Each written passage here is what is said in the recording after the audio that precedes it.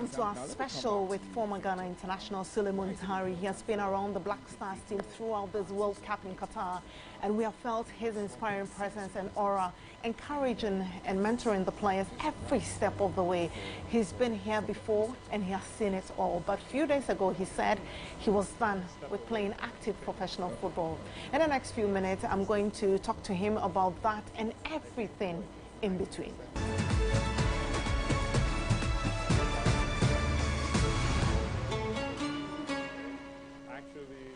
Sulley, thank you very much for your time and welcome to Qatar Live. You're welcome. It's some days since you said you're stepping away from professional football. It must really feel awkward going off something you love doing.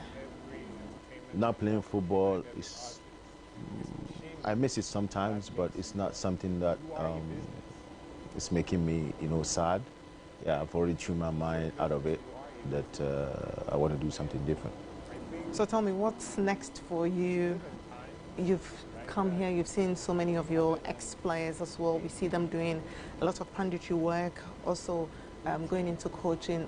What's next for you? Are we hoping to see you in punditry, coaching, or even maybe in any administrative role? Well, at the moment, I really don't know. I'll tell you the truth. I really don't know, but in terms of punditry, yes, I'm thinking about it. To be able to go out there and speak a little bit about football and put a bit of my knowledge out there. So that's what I'm thinking about. I came here to Qatar, seeing my colleagues, ex-colleagues doing the same thing. I'm like, okay, this is exciting.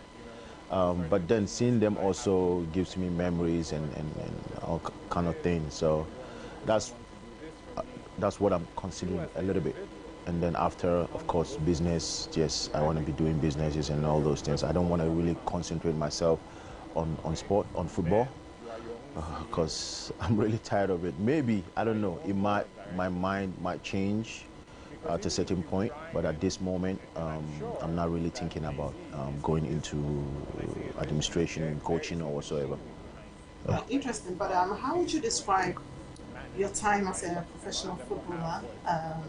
The good and the bad, how would you describe it? Yeah, well, I never had bad memories during football, because I only have good ones, because I really don't accept that there is bad memories in it.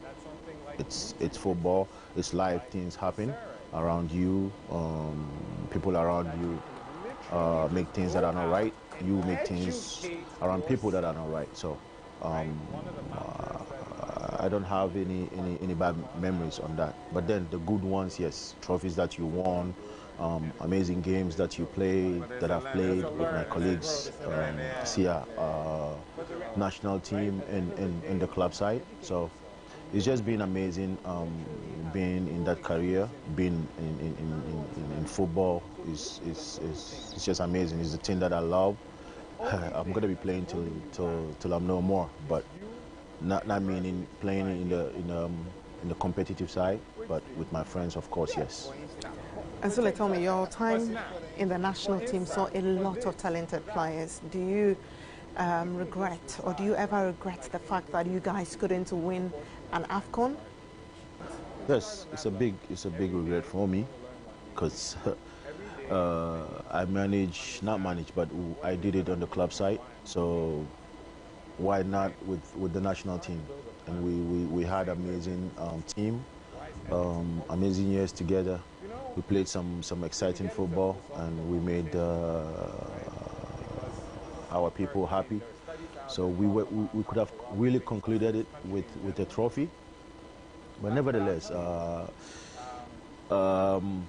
it hurts. But then there's a new generation at this moment that I'm talking. I'm so in love with them. So I'm just praying that, yeah, what we didn't do, definitely they make sure they win. We'll come to the new generation, but the pool of talent in that your squad was amazing. But tell me, you were in takeover first. What made this team or that particular team tick?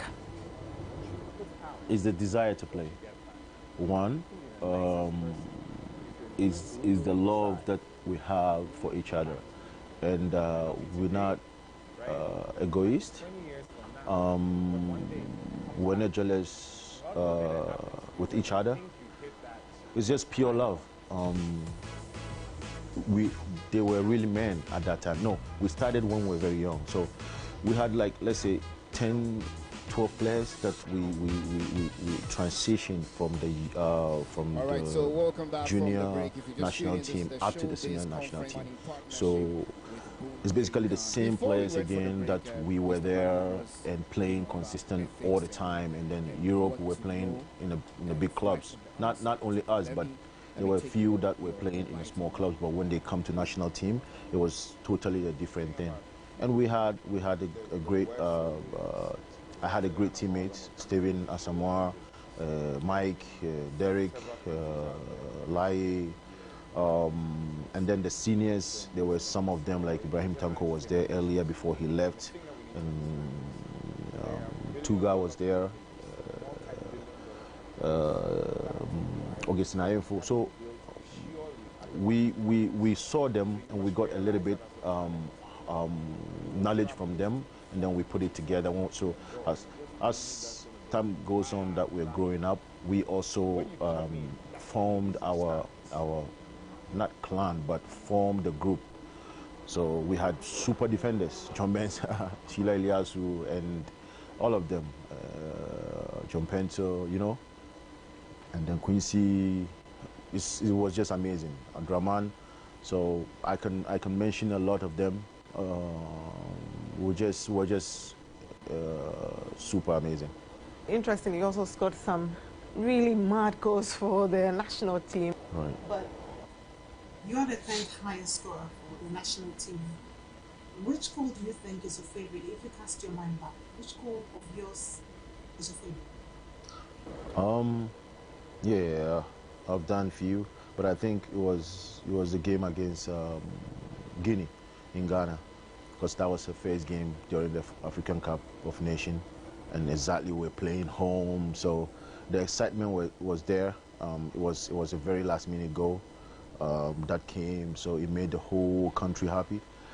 Basically, that was it. That was the feelings, because sorry, when we play, and you go out, you see all the moms on the street and everybody, kids and everyone. So the colors, it was exciting time. So that, I think that goal was my favorite. You talk about going out, seeing all the moms like on the street. We don't see that now. What's lacking between then and now? What has changed? Maybe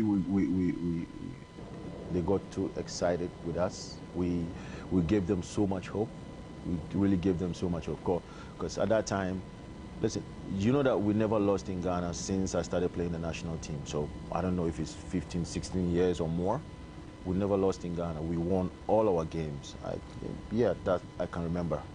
So imagine all those years that we've been playing, nobody scored us in, and we never draw any game. So imagine that one. So they saw it, it's still there, and the excitement was there. Every team that we meet, they know that we are real men and we're playing. It's the generation, not about men, exactly. It's the generation that we had. We transitioned. It was a long-term plan.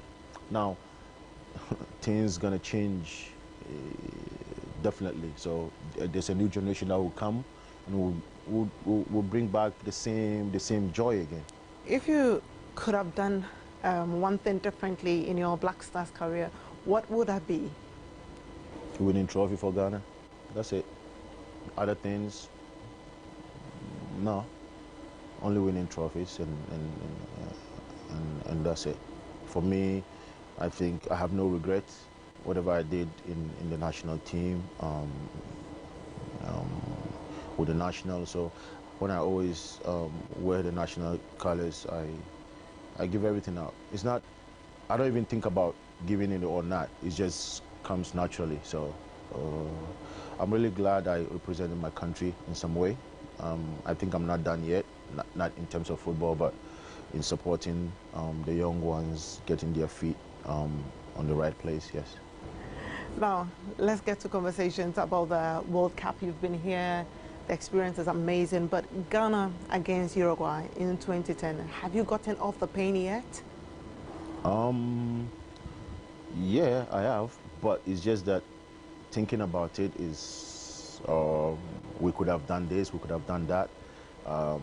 What about if the ball went in, it didn't go in, you know? All those things come to your mind because we're humans. We rethink things that happened back then. But it's part of life. You can't hold it with you because it's going to definitely drain you. So, yeah, sometimes you think about it that it doesn't make sense, but it makes sense some way. We didn't make it. Probably the young ones now that are coming, they'll definitely make it. But how much of a relief will a win against Uruguay be for you particularly, and also maybe your colleagues who were part of that 2010 squad in South Africa? Well, it won't be a revenge, definitely, because these ones, apart from even the day didn't play, but he was there, so definitely, for him, it's a big thing. Apart from that, the young ones, they have no clue about Uruguay. At that time, they were even young, so they watched. Some of them watched, and it's not a revenge for them. It shouldn't be a revenge. It should be normal football with hard work that they've already put in few games that we saw, and they have an amazing team. I'm so in love with them, all of them, basically. So I'm just hoping that when the day comes, definitely they'll do very well and qualify for the next stage. So it's not about beating them whatsoever or getting revenge. Yes, beating them, yes, but getting revenge, I don't think. Let's just beat them, and then after we can celebrate. And how much of a relief will that be for you if we get a win, or even for your colleagues? Yeah. At the 2010 World Cup? Well, it will be because I wasn't able to beat you, but my junior brother came along and he did it to you. So it's not like fighting a revenge, as I say, but for us it's a little bit ego that yes, we won against you in 2010. Yes, okay. I pray that my junior ones will come and do win for us. So yeah. How do you think the team should approach this particular match? The way they approached the last game, because even the first game against Portugal, they play amazingly. The second game was superb. So they're getting to really know themselves, and they're getting their confidence really, really well up. Listen, the last game against Korea, each of them, they switched up their frequencies. So in that kind of way, whenever these kids, the way they play, everybody frequency is up. There's no way that it's gonna go low. Like they'll play really bad. So it was just amazing to see them. You know, I hope that frequency will be like up, really, really up. So you'll love it. I loved the way they played against Portugal, and then Korea was so amazing to see them play. Like they're so smart. There was one side was counter-attack for Korea. Listen, we had I think 6 boys, 7 running at one player. So that shows that they are so committed to whatever they are doing. They're so disciplined and they're together. So I can't wait to see these kids progress, not now, in future, like hold them together. So if I'm one, but of course I'm going to be talking to the management too, talking to the coach, and then probably the president. You don't dismantle this team. Whatever happens here, you still hold these kids because they're very young. So you don't change most of them, just a little, maybe 1 or 2. Then you just polish them and that's it, you push it. But let's say 8, 9 players should be the base should be the base to no, should be the base to get it done, or not to get it done, but it should be a base that for the future of the national team. So that's what I want. I want to talk about. It should be like a foundation. 8 players should be like a foundation. You don't take these players, 8 players out unless someone is injured. Yes, you just tune and you come back. That's it, and then you see these kids will definitely be together for so many years. You have been around them, this team, like you said, really good things about them for a while.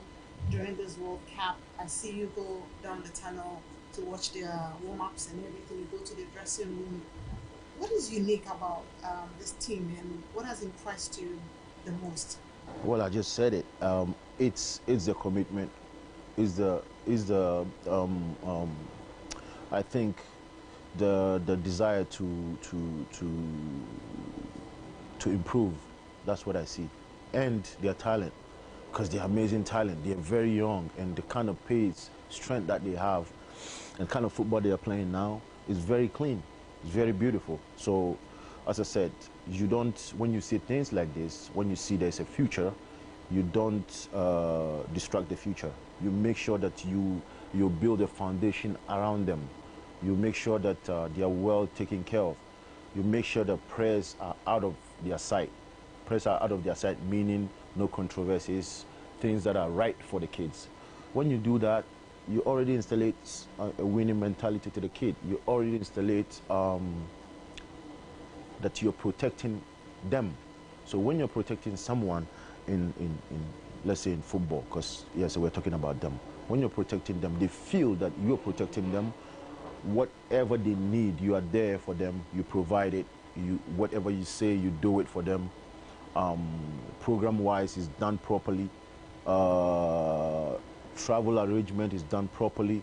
Everything is done properly. So they shouldn't have any worry. What they have to do is just go on the page and deliver. When they get to the airport, they don't even spend like 30, let's say not 30 minutes. They don't even spend like 15 minutes. They're already in the plane going. You get what I mean? So everything is structured for them.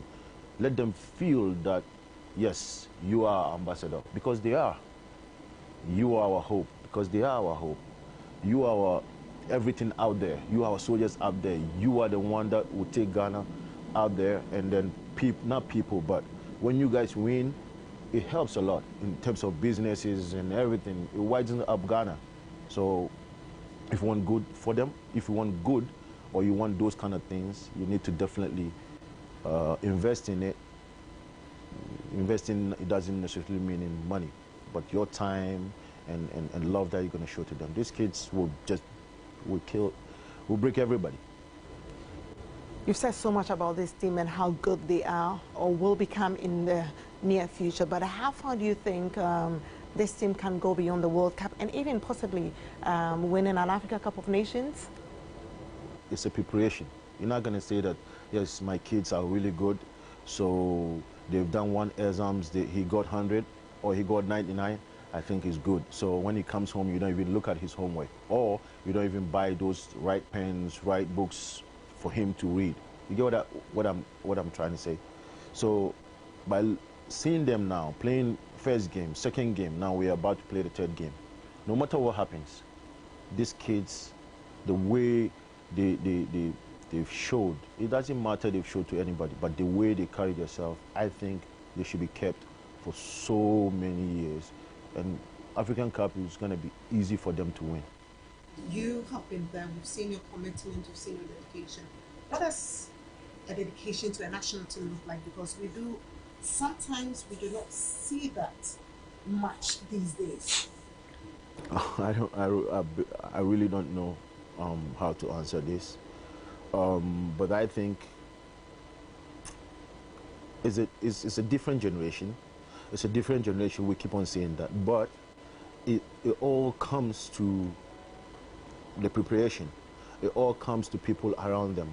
Now, if they have some figures around them, definitely he's a little kid, not really little kid, but he's young. He's into new generation phones, TikTok, and all those things. I'm not saying it's bad. It's all right, because it's time now. We all do TikTok and all. No, I don't do it, but we have it on our phone and Instagram and everything. Yeah, but I'm saying they can still do it, but then it's the preparation that you can direct them in the right way. You can't allow a little kid to be in the changing room with TikTok whilst you're getting ready to go on the field and warm up and go play a really important game that maybe 30 million people are waiting to watch, and their heart and their hope is on you. You get what I mean? But you can do it in such a way that, yes, listen, you can do your TikTok after my game. You can do your TikTok after your game, because then you install that in his mind, in his brain, that this is your life. Because whatever you do here, it goes with you for the rest of your life. Plus, we the people that are home, you are our hope. We don't. So imagine our hope on Instagram is now, but it is TikTok live in the changing room. We don't have that. Our hope can be acting like that, you know? So by doing that, putting them in the right environment, right places, when you're done, it's 90 minutes running. You run hard, 90 minutes, you're done, you can go and do your TikTok thing. I don't care. You can go do Instagram, whatever, live, whatever. I don't care. Go party, chill, do whatever you want to do. But when it comes to work, when it comes to playing, you really, really have to dedicate yourself in there. So people around, all these kids, the Black Stars, the junior national team, starlets, whatsoever, this is the mentality, this is the thing that they should tune in their mind. That, yes, we'll give you all the facilities, we'll give you all the time for you to be able to grow and get to the national team. Now, when you get to the national team also, this is the work, this is serious, this is not a joke. You get what I mean? It's, look at how they played. The whole Ghana and Africa, everyone is happy. So imagine you doing that for the next 14, 15 years. It's a joy for you when you go out. There are certain things that are even free for you. There are doors that are open for you because you played amazing, you did your job. That's why you get all these privileges. So when we instill that in their mind, definitely they will be so amazing. We haven't seen someone like Abedi Pele before. I saw a little bit of his game, but we have a 15-year-old kid now, 16 or even 5-year-old kid that have heard about Abedi Pele, and it's sticked here that Abedi Pele, because we know he's the greatest of all time. You get what I mean? So that's because he has done so well when he was playing. So he's still there. He's old, but the thing is still there. Even kids that is in the mom's stomach, he comes out, he knows who Abedi Pele is. So why not we helping these ones? Then we can get a new Abedi Pele, we can get new Stephen Appiah, Samoa Jan, ACN, Derek Boateng, and all those ones. And you, of course. Me, yeah. I'm not part of it. So, you know, you get what I mean? So it's the preparation, what things that we feed them. That's how they'll become, yes, that animals on the field. But then when the whistle goes out, they're calm and they do their party. That's it. Is there any player in the current Black Stars team you would have loved to play with? Give me the gist. A lot of them. I've played with Jordan already in the day. I would really love, of course, Partey, yes. And there's a new boy in the midfield. It's called that kid is super good. I mean, not he runs everywhere. He's like, I call him, I forgot the name that I gave him, trash man or whatever, because he picks up everything around him. Amazing. I would love to play with him. Partey, of course. I think everyone. And when you look at left and right, the first two players that played, super good. But the second that the one came, Tariq Lamptey, I lift him up.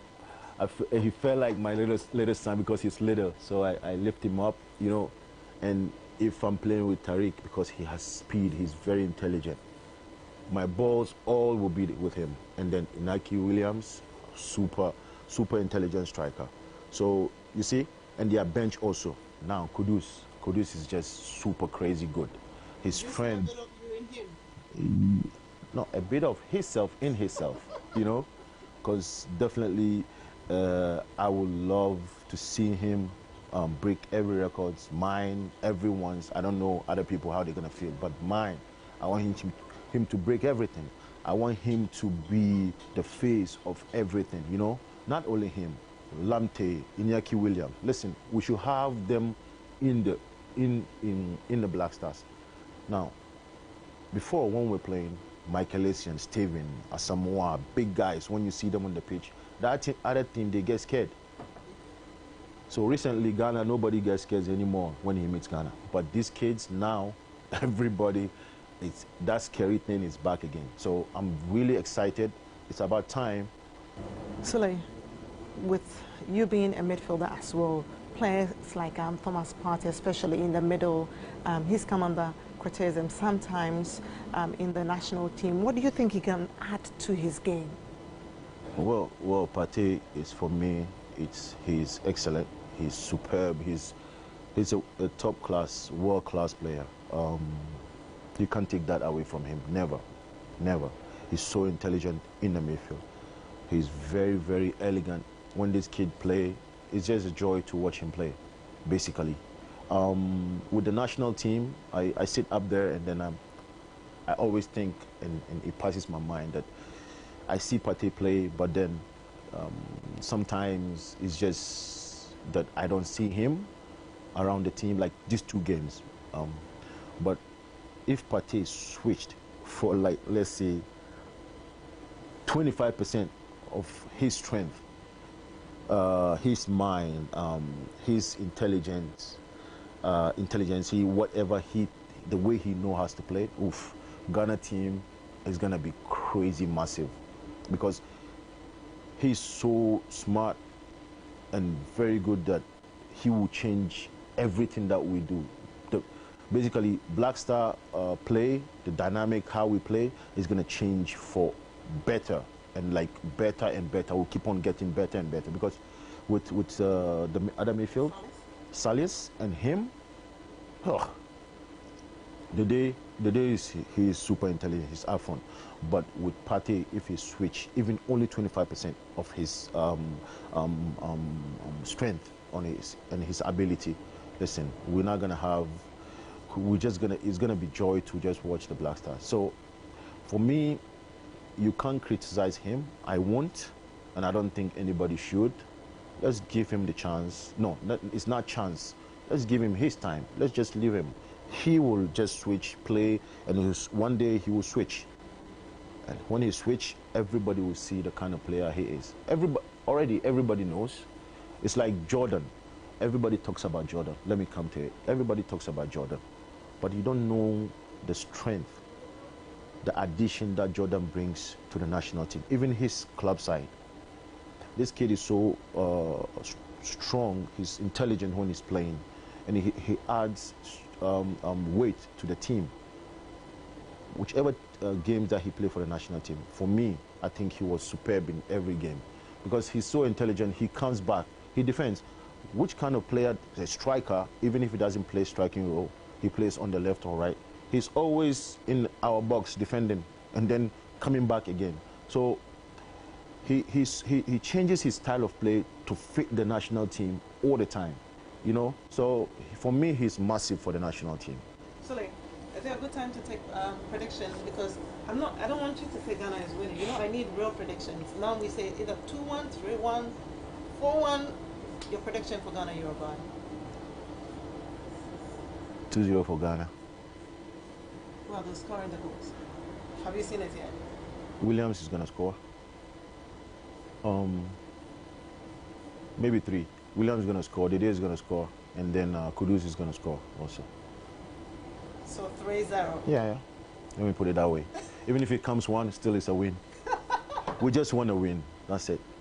Good to also see you too. Thank you. Good to see that you're rallying around the Black Stars, and everyone is happy about that. I'm sure that you're happy about that.